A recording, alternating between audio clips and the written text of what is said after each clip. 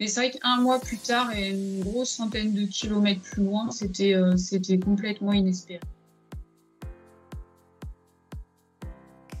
C'était un chat qui était blanc et roux à poils longs que j'avais adopté à la SPA quand j'ai eu mon premier appartement en 1996. Et ben, je l'ai adopté adulte à la SPA. Et oui, il avait un bon caractère, un bon coup de patte au début. Puis après, il s'est amadoué. Je l'ai gardé 16 ans. À l'époque, je vivais en Bretagne et donc je devais prendre l'avion à Paris pour aller en vacances en République dominicaine.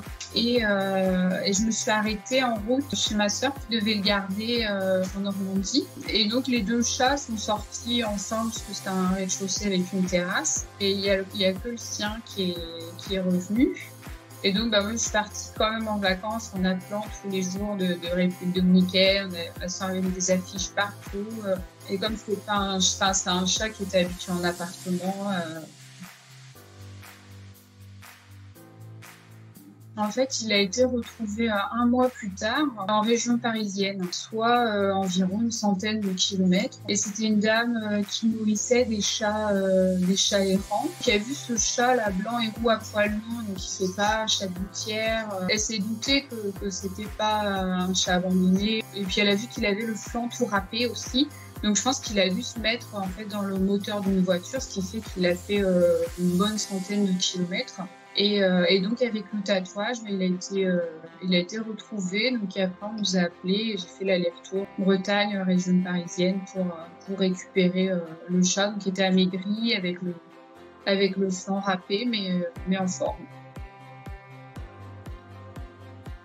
Et là, clairement, sans le tatouage du chat, jamais je l'ai retrouvé. Même en vivant en appartement tout le temps, on ne sait jamais, il peut tomber, il peut se faufiler, même avec une porte d'entrée ouverte, comme ça arrive avec les miens. Ils voient la porte d'entrée, je sais pas, ils ont une envie de sortir.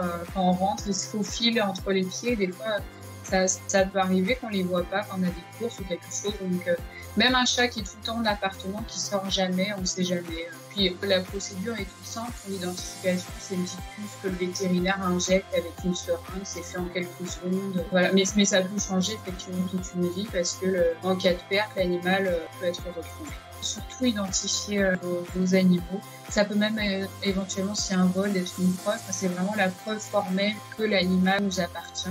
Voilà, c'est un tout petit geste qui est vraiment tout simple, qui est fait en quelques minutes chez le vétérinaire. Mais c'est indispensable. Quand on tient ces animaux, c'est indispensable.